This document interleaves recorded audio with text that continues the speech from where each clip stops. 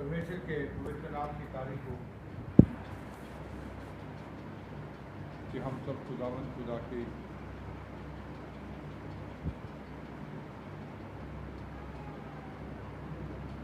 फजल के वसीले से उसके बेटे यीशु नाम के वसीले से इकट्ठे हुए हैं। पढ़ेंगे उत्पत्ति 3 बाब उसकी 7 आयत और फिर 21 आयत। उत्पत्ति 3 बाब 7वां वचन। तब वो दोनों की आंखें खुल गई और उनको मालूम हुआ कि वे नंगे हैं, इसीलिए उन्होंने अंजीर के पत्ते जोड़ जोड़ कर लंगोट बना लिया। 21 आयत। तब दोहां ਦੀਆਂ ਅੱਖੀਆਂ ਖੁੱਲ ਗਈਆਂ ਅਤੇ ਉਹਨਾਂ ਨੇ ਜਾਣ ਲਿਆ ਭਈ ਅਸੀਂ ਨੰਗੇ ਹਾਂ। ਸੋ ਉਹਨਾਂ ਨੇ ਘੁੰਗੂੜੀ ਦੇ ਪੱਤੇ ਸਿਉਂ ਕੇ ਆਪਣੇ ਲਈ ਤਹਿਮਤ बनाई। और यहोवा परमेश्वर ने आदम और उसकी पत्नी के लिए चमड़े के अंगूठे बनाकर उनको पहना दिया। ਤਾਂ ਯਹੋਵਾ ਪਰਮੇਸ਼ਰ ਨੇ ਆਦਮੀ ਤੇ ਉਹਦੀ ਤੀਵੀ ਲਈ ਚਮੜੇ ਦੇ ਝੋਲੇ ਬਣਾ ਕੇ ਉਹਨਾਂ ਨੂੰ ਪਵਾਏ। जब हम पवित्र बाइबल पढ़ते हैं तो लिखा गया कि आदम जब खुदा के हुक्म से बाहर हुआ, जब खुदा के वचन से वो बाहर हो गया, जब आज्ञाकारी उसके जीवन में आ गई, जब उसने गुनाह किया, तो जो खुदा ने उसको जलाल के वस्त्र पहनाए थे वो उससे अलग हो गए। उसने देखा कि वो क्या है, नंगा है। उन्होंने देखा कि वो नंगे हैं। उन्होंने अंजीर के पत्ते लेकर अपने लिए क्या बनाए, अपने लिए वो लंगोट बना लिए। अपने लिए लंगोट आदम और हवा ने क्या किए, तैयार किए। तो जब आदम और हवा गुनाह में गए तो उन्होंने अपने नंगेज को ढांपने के लिए अंजीर के पत्तों के क्या बनाए, लंगोट बनाए। तो आज हम उसी वक्त से लेकर, आदम से लेकर आज भी हम संसार में जब देखते हैं तो संसार की सारी जातियां जो हैं वो अपने आप को नंगेज को ढकने के लिए, जैसे आदम ने अंजीर के पत्तों का इस्तेमाल किया, वैसे ही अपनी अपनी भक्ति का इस्तेमाल करते हैं कि वो अपने गुनाहों को ढांप सकें। बहुत सारे लोग जो हैं इस संसार में, बहुत सारी जातियां जो हैं इस संसार में, कितने लोग, कितनी जातियां ऐसी हैं जो समाज के लिए एक अच्छा काम करते हैं। बहुत सारे लोग जो हैं वो अपने अपने मजहब के मुताबिक वो धर्मी होते हैं। वो अपने अपने मजहब के मुताबिक वो जो पाठ पूजा करते हैं या जो भी वो भक्ति करते हैं, वो अपनी नज़रों में और अपने मजहब की नज़रों में क्या होते हैं, धर्मी होते हैं। मसीह में भी हम देखते हैं कि कितने लोगों ने अपने अपने तरीके से अपने नंगेज को क्या किया हुआ है, ढका हुआ है। मसीह में आकर भी हम देखते हैं कि जो मसीह पर ईमान लाते हैं, जितने लोग मसीह पर विश्वास करते हैं, तो आज कितने मसीह लोग भी क्या कर रहे हैं कि वो अपने अपने तरीके से भक्ति करते हैं। तो जैसे सुलेमान ने कहा, जब हम नीति वचन 16 बाब उसकी 25 आयत को पढ़ते हैं,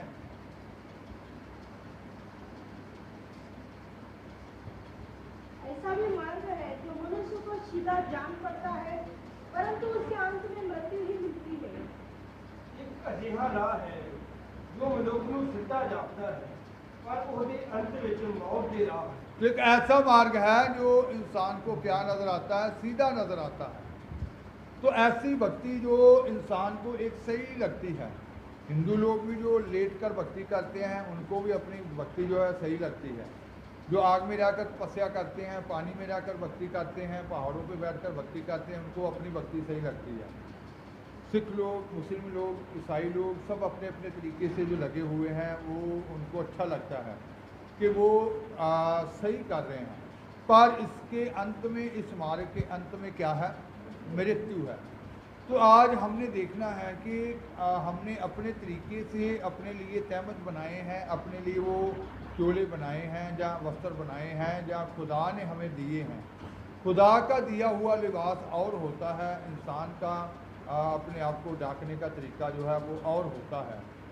तो आज हम संसार में, समाज में ये भी देखते हैं कि कितने लोग जो है वो जैसे भक्ति का रूप धारण किया हुआ है। जैसे कितने लोगों ने कितने स्कूल समाज सेवा के लिए खोले हुए हैं, कितने लोग ऐसे हैं जिन्होंने अनाथ आश्रम खोले हुए हैं, कितने लोग ऐसे हैं जो बुजुर्गों की सेवा कर रहे हैं, कहते हैं कि ये भी क्या है? भक्ति है। लेकिन ये जो सारे तरीके हैं इंसान को मुक्ति कभी भी दिला नहीं सकते। ये इंसान का समाज के लिए अच्छा करना एक इंसान की अपनी सोच है, अपना विवेक है कि वो समाज में एक अच्छा नागरिक बन के रहे, अच्छा नागरिक बन के जीवन व्यतीत करे, समाज के लोग उसको अच्छा कहें, समाज के लोग उसको, देश के लोग उसको अच्छा कहें। तो कितने लोग हैं जिनकी देश प्रशंसा करता है, लेकिन वो मुक्ति प्राप्त किए हुए लोग नहीं होते, वो उदार प्राप्त किए हुए लोग नहीं होते। कितने लोग ऐसे दानी सज्जन होते हैं जो देश के लिए, कितने गरीब लोगों के लिए, जहाँ ऐसे हर पीड़ितों के लिए, जहाँ ऐसे लोगों के लिए सहायता भेजते हैं कि लोग उनको कहते हैं कि ये एक अच्छे दानी हैं। लेकिन एक अच्छा दानी होना या अच्छा नागरिक बनना ही खुदा की मर्जी का जीवन नहीं है। तो बाइबल में लिखा गया, जब हम यिर्मयाह 13 बाब उसकी 23 आयत पढ़ते हैं तो वहाँ लिखा गया है, पढ़ेंगे 13 बाब उसकी 23 है। भला पक्षी अपने खल या चित्ता अपने जाका बदल सकता है, तां तू भी बुझाई कर सकता है, तेने बुझाई सीखी हुई। क्या उसे अपना चमड़ा या चिता अपने धब्बे बदल सकता है? यदि वे ऐसा कर सके तो तू भी जो बुराई करना सीख गई है भलाई कर सकी। फिर से पढ़ें। क्या हबशी अपना चमड़ा और क्या हबशी लोग जो हैं, काले लोग जिसको नीग्रो लोग कहते हैं, क्या वो अपने रंग को बदल सकते हैं? अपना चमड़ा बदल सकते हैं, वो अपने रंग को बदल सकते हैं। और चीता अपने धब्बे बदल सकता है? चीता जो होता है वो अपनी धारियाँ जो हैं, वो धब्बे जो हैं वो बदल सकता है। यदि वे ऐसा कर सके तो तू भी जो बुराई करना सीख गई है भलाई कर सकी।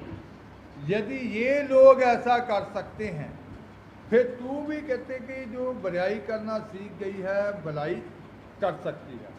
तो इसका मतलब है कि ये लोग, हबशी लोग जो हैं, निग्रो लोग जो हैं, वो अपने चमड़े को चेंज नहीं कर सकते, वो अपने रंग को चेंज नहीं कर सकते, चीता अपने धब्बों को चेंज नहीं कर सकता।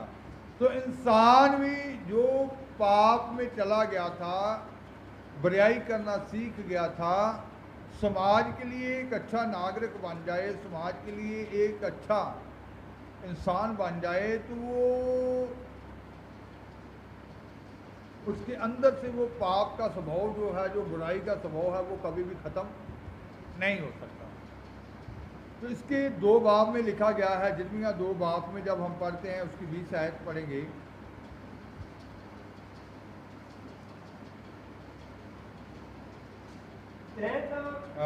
बाईस को पढ़ देंगे।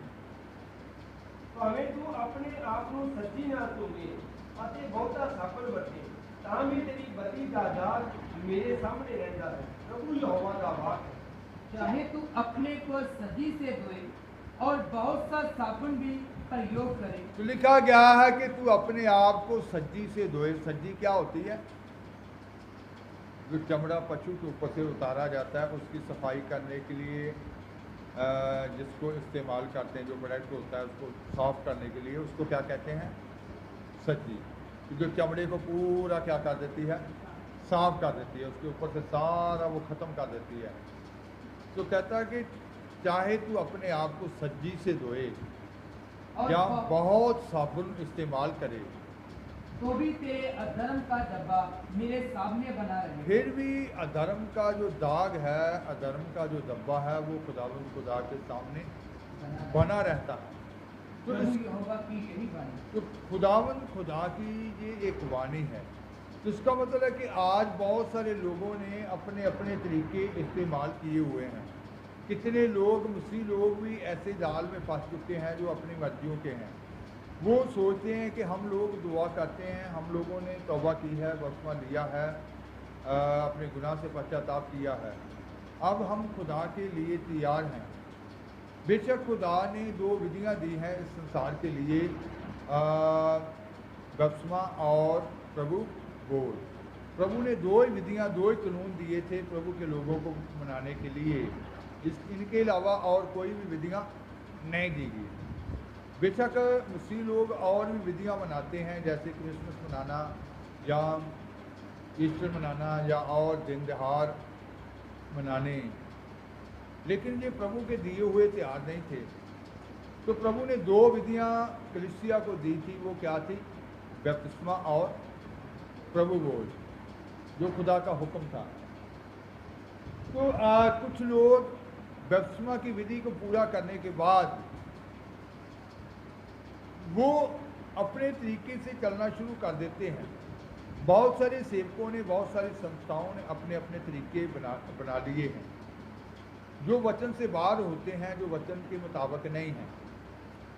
तो आज अपना तरीका जो नंगेज जापने का है वो और है। प्रभु का तरीका क्या था कि उसने चमड़े के अंगरक्षक बनाए, चमड़े के चोले बनाए, चमड़े के तहमद बनाए, तो उनको दिए कि वो उनको क्या करें? पहने। तो इसका मतलब था कि खुदावंद खुदा ने उसी वक्त अदन में ही उनको ये सिखा दिया था। चमड़े के ही क्यों बनाए गए? किसी और दांत के या किसी और पेड़ के, किसी पेड़ की जो ऊपर का चमड़ा होता है उसके क्यों नहीं बना दिए गए, या कोई और कोई तरीका इस्तेमाल किया गया? चमड़े के ही क्यों? चमड़ा आज हम देखते हैं कि चमड़ा एक पशु से ही क्या किया जाता है? लिया जाता है। इसका मतलब है कि पहले पशु का कत्ल करना या पशु को काटना, उसके बाद इसके ऊपर से चमड़ा उतारा जाता है। तो खुदावंद खुदा ने वहाँ उनको सिखाया था कि गुनाह से माफ़ी के लिए, आदम के लिए, हवा के लिए, कि पहले बलि, जो बलि प्रथा दी गई थी, जब पहले नियम में, हम पुराने नियम में देखते हैं कि लोग बलि देते थे, पशु की बलि देते थे अपने पापों की क्षमा के लिए। बल्द की बलि देते थे, बकरों की बलि देते थे। तो जैसे उनकी पहुंच होती थी, कबूतरों की बलि देते थे। तो जो जैसे जैसे उनकी पहुंच होती थी, जैसा जैसा उनके पास पैसा होता था, अमीरी गरीबी के हिसाब से वो क्या करते थे? बलि लेकर आते थे। तो खुदावंद खुदा ने पहले से अदन में ये सिखा दिया था एक बलि के बारे में। तो चमड़े के तरीका जो था, चमड़े के वस्त्र जो उनको पहनाए गए। तो आज भी खुदा का तरीका जो और है इबादत करने का, इंसान का तरीका और है। जब तक हम अपने तरीक़ों से आज़ाद नहीं होते, जब तक हम अपने तरीक़ों को त्याग नहीं देते, खुदा हमें वो जलाल नहीं पहनाते, वो वस्त्र नहीं पहनाते जो अदन में खुश गए थे। हमें अपने अपने तरीक़ों को क्या करना पड़ेगा? अपनी अपनी योजनाओं को, अपनी अपनी युक्तियों को अपने जीवन से क्या करना पड़ेगा? छोड़ना पड़ेगा। बहुत सारे मसीह इस जाल में फंसे हुए हैं कि वो अपनी युक्तियों को छोड़ नहीं पा रहे, अपने रास्तों को छोड़ नहीं पा रहे। इसीलिए कितने भविष्यवक्ताओं के द्वारा कितनी भविष्यवाणी होती है, कितनी बार खुदा कलाम भेजते हैं कि इंसान अपने रास्तों को क्या कर दे? छोड़ दे। इंसान अपने तरीक़ों का इस्तेमाल करना छोड़ दे। यिर्मयाह ने भी उस वक्त जब वो इस्राएल के लोगों के लिए, यहूदा के लिए भविष्यवाणियाँ कर रहा था, तो जब यिर्मयाह ने यहूदा के लोगों के लिए भविष्यवाणियाँ की, तो उस वक्त उनको भी कहा था कि वो अपने मर्जी का रास्ता त्याग दें। उसने उनके लिए भविष्यवाणी की कि आप जिन रास्तों पर चल रहे हैं, आप अपने कदमों को स्टॉप करें, अपने कदमों को रोकें, और कहता कि रास्तों में खड़े हो जाएं, रस्तों में खड़े हो जाएं, तो फिर पहले अपने लिए पूछें कि आपके लिए कौन सा रास्ता अच्छा है। जो आपको आराम की ओर लेकर जाएगा, शांति की ओर लेकर जाएगा, विजय की ओर लेकर जाएगा, उदार की ओर लेकर जाएगा, जीत की ओर लेकर जाएगा, मंजिल की ओर लेकर जाएगा। कहता कि रास्तों में क्या हो जाओ, जिनमें शिव बाब में लिखा गया कि रास्तों में क्या हो जाओ, ठहर जाओ, खड़े हो जाओ, पहले पूछो। लेकिन उन लोगों ने ऐसा करना नहीं चाहा, जिनमें शेख की 16 में लिखा गया है। ਯਹੋਵਾ ਇਉਂ ਫਰਮਾਉਂਦਾ ਹੈ, ਤੁਸੀਂ ਰਾਹਾਂ ਵਿੱਚ ਖਲੋ ਜਾਓ ਅਤੇ ਵੇਖੋ ਅਤੇ ਪੁਰਾਣੇ ਰਸਤਿਆਂ ਲਈ ਪੁੱਛੋ, ਭਾਈ ਅੱਛਾ ਰਾਹ ਕਿੱਥੇ ਹੈ, ਤਾਂ ਉਹਦੇ ਵਿੱਚ ਚੱਲੋ, ਤੁਸੀਂ ਆਪਣੀਆਂ ਜਾਨਾਂ ਲਈ ਆਰਾਮ ਪਾਓਗੇ। ਪਰ ਉਹਨਾਂ ਆਖਿਆ, ਅਸੀਂ ਉਸ ਵਿੱਚ ਨਾ ਚੱਲਾਂਗੇ। यहोवा यो भी कहता है, सड़कों पर खड़े होकर देखो और पूछो कि प्राचीन काल का अच्छा मार्ग कौन सा है। प्राचीन काल का रास्ता अच्छा मार्ग जो खुदा ने शुरू से ठहराया है इंसान के लिए। अदन में ही वो रास्ता जो ठहरा दिया था कि वो रास्ता जो है वो है हुक्म। हुक्म में रहकर ही इंसान खुदा की नज़दीकी में रह सकता है। हुक्म में रहकर ही इंसान जो है वो शांति में रह सकता है। हुक्म में होगा तो उसको खाने की चिंता नहीं होगी, पहनने की चिंता नहीं होगी। हुक्म में होगा तो वो जलाल में रहेगा। हुक्म में उसको कोई चिंता नहीं होगी, उसको गम नहीं होंगे। तो प्राचीन काल का रास्ता कहता कि अपने लिए पूछो और उसी में चलो और तुम अपने अपने मन में चैन पाओगे। पर उन्होंने कहा, हम उस पर ना चलेंगे। उन्होंने कहा कि हम उस पर ना चलेंगे। आज कितने मसीह, कितने खादम ऐसे जाल में फंस गए हैं कि वो अपने अपने रास्तों के ऊपर चलते रहते हैं। वो सोचते हैं कि नहीं ये ठीक है, हम भक्ति करते हैं, हम दुआ करते हैं, बीमार चंगे होते हैं। बहुत बार खुदा ने ये प्रगट किया कि जिन स्थानों पे ये बीमार चंगे होते हैं वो सिर्फ मेरे नाम के कारण होते हैं। मेरे नाम के कारण जो लोग मेरे नाम पे विश्वास करके आते हैं, उन लोगों का विश्वास होता है तो मुझको उनको क्या करना पड़ता है, चंगा करना पड़ता है। तो वो जब मेरे नाम के कारण आते हैं, बड़े ईमान से आते हैं, तो मुझे उन्हें चंगा करना पड़ता है। लेकिन ये रास्ता नहीं है कि वो स्वर्ग की ओर जाए। तो इसका मतलब है कि स्वर्ग की ओर जो रास्ता जाता है हमें उसकी खोज करनी है। हमें अपने रास्तों को त्यागना है जो हमें मृत्यु की ओर लेकर जाते हैं। तो जैसे आदम ने अपना तरीका अपनाया था, आज भी सभी जातियाँ के लोग भी, मसीह लोग भी अपना अपना तरीका अपना रहे हैं। तो फगुड़ी के पत्तों की जो कलीसिया है उन जातियों की भी प्रतिनिधित्व करती है कि ये लोग भी अच्छे हैं। तो आज कितने लोग कुछ लोग अच्छे जो किसी धर्म को या किसी मजहब को फॉलो नहीं करते, लेकिन वो अच्छा समाज के लिए काम करते हैं। वो कहते हैं कि हम भी तो एक अच्छा काम कर रहे हैं। तो अच्छा काम करना ही भक्ति नहीं है। जिशाया ने ये कहा था, जैसे शायद 64 बाब उसके साथ है जब हम पढ़ते हैं,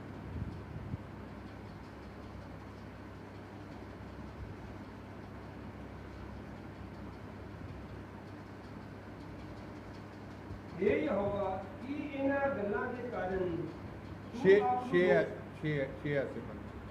ਅਸੀਂ ਸਭੇ ਪ੍ਰਿਸ਼ਟੀ ਵਾਂਗੂ ਹੋ ਗਏ ਅਤੇ ਸਾਡੇ ਸਭ ਧਰਮ ਪਲੀਤ ਕੱਪੜੇ ਵਰਗੇ ਹਨ। ਅਸੀਂ ਪੱਤੇ ਵਾਂਗੂ ਝੁਮਰਾ ਜਾਂਦੇ ਹਾਂ ਅਤੇ ਸਾਡੀਆਂ ਵਧੀਆਂ ਹਵਾ ਵਾਂਗੂ ਸਾਨੂੰ ਚੁੱਕ ਲੈ ਜਾਂਦੀਆਂ ਹਨ।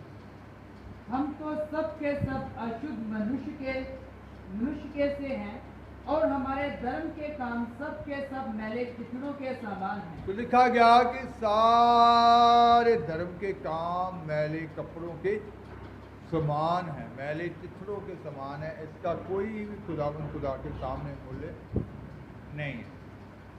धर्म के काम जो है ये मैले कपड़ों के समान है। हम सब के सब पत्ते के समान मुरझा जाते हैं। तो यही कारण है कि धर्म के काम जो है वो मैले कपड़ों के समान है। तो हम सब के सब पत्तों के समान क्या हो जाते हैं, मुरझा जाते हैं। और हमारे अधर्म के कामों ने हमें वायु के समान उड़ा दिया है। तो अधर्म के काम जो हैं वो वायु के समान इंसान को क्या कर देते हैं, उड़ा देते हैं। इसीलिए भजन संहिता लिखने वाले दाऊद ने पहले जबूर में, पहले भजन में ये कहा था। क्या कहा था, पढ़ेंगे 3 से पढ़ेंगे। एक बाब उसकी 3 है। वह उस वृक्ष के समान है जो बहती नालियों के किनारे लगाया गया है और अपने ऋतु में फलता है और जिसके पत्ते कभी मुड़ते नहीं। तो धर्मी जो असल धर्मी होते हैं उसके पत्ती कभी भी मुरझाते नहीं हैं। वो उस वृक्ष के समान है जो बहती नालियों के ऊपर, नदियों के ऊपर क्या किया गया है, लगाया गया है। वो कभी कुमलाएंगे नहीं उसके पत्ते। लेकिन यहाँ यशायाह कह रहा है कि ये सारे धर्म के काम मैले कपड़ों के समान है, इसीलिए हम क्या करते हैं, मुरझा जाते हैं उन पत्तों की न्यायी। आज क्यों मसीह मुरझाए रहते हैं, कितने चेहरे मुरझाए होते हैं, दुआ करने वाले लोग भी मुरझाए रहते हैं।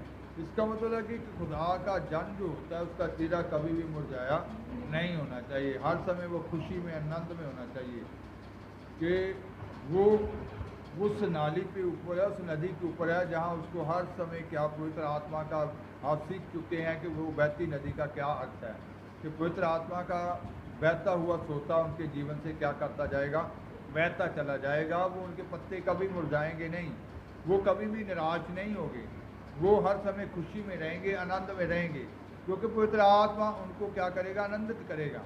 तो जो दुष्ट लोग हैं, आगे लिखा गया है, पढ़ेंगे। दुष्ट लोग ऐसे नहीं होते, ये उसी के समान होते जो पवन में उड़ाई जाती है। तो दुष्ट लोग उस उसी के समान हैं जो पवन में उड़ाई जाती है, उस घास फूस के समान है जिसको हवा क्या कर देती है, उड़ा के ले जाती है। इसीलिए कहता है कि यशायाह ने भी ये कहा कि हमारी जो बदी है वो हमें कैसे उड़ा कर ले जाती है, हवा के समान। तो आज क्यों बहुत सारे मसीह लोग फिर में पाप में चले जाते हैं? इसका कारण है कि उन्होंने सही तरीके से सही रास्ते को पहचाना ही नहीं था, रास्ते की पहचान नहीं की। थोड़ा समय जोश में चले, भक्ति की, थोड़ा समय दुआ की, थोड़ा समय चर्च गए, थोड़ा समय उन्होंने कहा कि हम भी खुदा के लोग हैं। तो ऐसे नहीं होता। जब तक हम उन रास्तों की पहचान नहीं करते तब तक हम आगे नहीं बढ़ पाते। वो रास्ते जो इंसान की अपनी की मर्जी के रास्ते हैं वो मृत्यु की ओर लेकर जाते हैं, उसके अंत में क्या है, मौत है। तो वो भक्ति जो दूसरे लोगों को अच्छी लगती है, समाज को अच्छी लगती है, वो मैले चित्रों के समान है।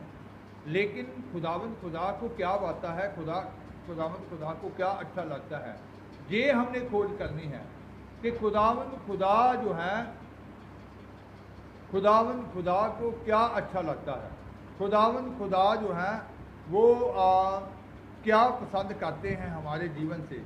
तो जब तक हमारे जीवन में ये हम खोज नहीं करेंगे, जब तक हम ये ढूंढेंगे नहीं कि खुदा को क्या अच्छा लगता है, खुदा हमारे जीवन से क्या चाहते हैं, तब तक हम उस मंजिल में आगे नहीं बढ़ सकते। हमारे जीवनों में वो पाक और साफ होने का काम जो है वो नहीं हो सकता, अंदर की बुराई जो है वो ख़त्म नहीं हो सकती। क्योंकि लिखा गया कि अगर हबशी जो है वो अपने रंग को चेंज कर सकता है या चीता अपने धब्बों को चेंज कर सकता है, तो फिर तो भी क्या कर सकता है, बदल सकता है। अपने आप कोई बदल नहीं सकता, अपने तरीकों से कोई भी चेंज हो नहीं सकता, अपने तरीकों से कोई भी खुदा तक पहुंच नहीं सकता। तो अपना तरीका इंसान को आज छोड़ना पड़ेगा, अपना रास्ता खुदावंद खुदा के लिए छोड़ना पड़ेगा। यहूदा के लोगों ने, यिर्मयाह ने कहा कि वो रास्ता ढूंढ लो, लेकिन लिखा गया कि उन्होंने उस रास्ते को खोजना नहीं चाहा। उन्होंने कहा कि हम तो इसी रास्तों पर क्या करेंगे, चलेंगे। तो आज कितने मसीह लोग हैं जिनको सच्चाई मालूम भी लोग बताते हैं, तब भी वो कहते हैं कि नहीं हम ठीक हैं, जहाँ जाते हैं वहाँ ठीक हैं। उनको वो लोग रास्ते जो हैं वो छोड़ने कठिन लगते हैं, वो रास्तों से निकलना कठिन लगता है। लेकिन जब तक वो निकलेंगे नहीं, वो दुख से बाहर नहीं आएंगे, वो शांति में नहीं आएंगे, वो सच्चाई में नहीं आएंगे, वो खराई में नहीं आएंगे। जब तक उन रास्तों के ऊपर चलते रहेंगे, वो ऐसे झूठ में, गाली में, निंदा में, चुगली में और हर तरह की बुराई में फंसे रहेंगे। तो उन बुराई से निकलना है तो फिर आप अपने रास्ते को भी क्या करना पड़ेगा, चेंज करना पड़ेगा। अपने रास्ते को क्या करना पड़ेगा, चेंज करना पड़ेगा। अपना रास्ता हम चेंज नहीं करेंगे तो फिर मौत की ओर बढ़ रहे हैं। बहुत सारे मसीह लोग मौत की ओर क्या कर रहे हैं, बढ़ रहे हैं। तो आज उनको भी रोकना भी है।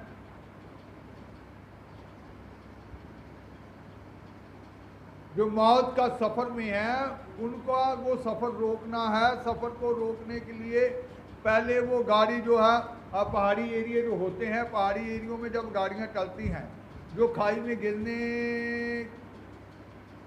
रास्ता खाई की ओर लेकर जाएगा, जो बस जो गाड़ी जो है वो खाई की ओर जा रही हो, तो बस को रोकना पड़ेगा, सवारी को नहीं रोकना पड़ेगा। तो आज बस को रोकने के लिए पहले उन कलीसियाएं जो गलत तलीम, अधूरा ज्ञान है, वहाँ वो दुष्ट के अड्डों को क्या करना पड़ेगा, तोड़ना पड़ेगा कि वो स्टॉप हो जाएं। तो आज गलत हो साथ कौन दे रहा?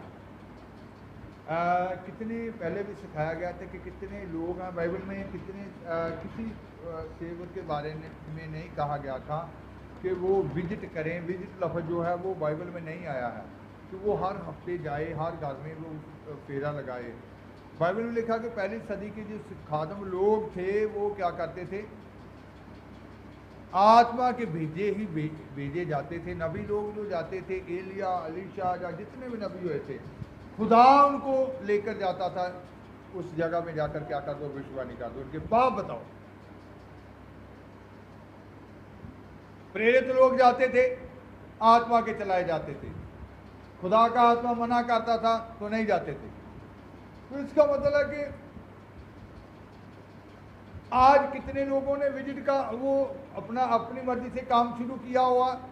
लोग भी सोचते हैं कि हर हफ्ते ये खादम आएगा, एक एक घर में 10-10 खादम आ जाते हैं। फिर उन्होंने भी पर्चियां वो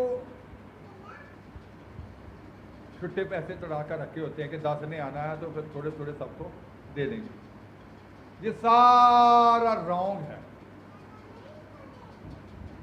क्योंकि जो बीज होता है वो भी उसी भूमि में फल लाता है जो अच्छी भूमि है। लिखा गया है जो अच्छी भूमि थी वो ही फसल को उगाती है। जो झाड़ियों में बीज जाता है, जब पथरीली ज़मीन में जाता है, जब पैर में गिर जाता है, वो सारा बीज क्या हो जाता है, वेस्ट चला जाता है। इसीलिए आज उसी लोगों में वो बरकत नहीं है। पैसा वेस्टिंग में, दान भी बहुत वेस्टिंग में बहुत लोगों का जा रहा है। तो इसका मतलब है कि आज कितने लोगों ने वो रास्ते अपनी अपनी मर्जी के पकड़े हुए हैं। तो जब तक वो अपनी मर्जी के रास्तों को नहीं त्यागेंगे, वो मृत्यु की ओर बढ़ रहे हैं। मृत्यु की ओर बढ़ने वाली कलीसियाओं को रोकने के लिए उनके पीछे काम करने वाली पावरों को रोकना होगा। तो पावरों को रोकने के लिए सब मसीहों को एकता में आना होगा, सच्चाई में आना होगा, खराई में आना होगा, गलत लोगों का साथ नहीं देना होगा। आप आज पहले आप बस स्टैंड में, रेलवे स्टेशन पे कितने भिखारी जो है वो पैसा मांगते हैं, और जब आप उनके पीछे खोज करेंगे तो बाद में वो उस पैसे का क्या करते हैं, नशा करते हैं। जब आपको मालूम हो जाएगा कि ये लोग नशा करते हैं, आप उनको पैसे देंगे। इसका मतलब है कि आप उसकी ज़िंदगी की बर्बादी के लिए आप भी उसका क्या कर रहे हैं, सहयोग कर रहे हैं। तो ऐसे जो सेवक हैं, जो सेवक अपनी मर्जी से अपने अपने रास्ते अपनाए हुए हैं, तो आप उनको खाना खिलाते हैं, पैसा देते हैं, तो आप भी उसके भागीदार हैं, सहयोग कर रहे हैं गलत फैलने में। इसका मतलब है कि सच्चाई को ढूंढना है, परमेश्वर की आवाज़ को सुनना है, सही खादमों की इस पृथ्वी पर पहचान करनी है और सही रास्तों की पहचान करनी है। गलत का भागीदार नहीं बनना, दोषी नहीं बनना है, तो उन रास्तों से अलग हो जाना है। पतरस ने भी कहा था, कभी पीढ़ी से क्या हो जाओ, अलग हो जाओ। पुराने नियम में भी जब उनसे बलि मांगी गई थी, उनको कहा गया था कि जो शुद्ध पशु हैं उनकी बलि लेकर आना तुम लोगों ने। जो शुद्ध होंगे उनकी पहचान होगी कि उनका खुर जो है, जो पाँव जो है वो क्या होगा, फटा होगा, तो वो गाली करता होगा। तो फटे खुर का मतलब ही क्या होता है, अलगताई। तो आज जो संत होते हैं वो दुनिया से हर तरह के दुनियावी कामों से अलग किए जाते हैं, संसार से, समाज से अलग किए जाते हैं। खुदा पहले उनको अलग करते हैं और अलगताई में चलना सिखाते हैं। फिर उनको अपने काम के लिए इस्तेमाल करना है। क्योंकि ये एक रूह जो होती है, रूह जैसे नीम हकीम खतराए जान। एक डॉक्टर जो आरएमपी डॉक्टर होता है वो कहे कोई बात नहीं, टेबल पे लेट जाओ, मैं भी ऑपरेशन कर लूँगा, तो फिर तो उसकी जान के लिए खतरा ही है ना।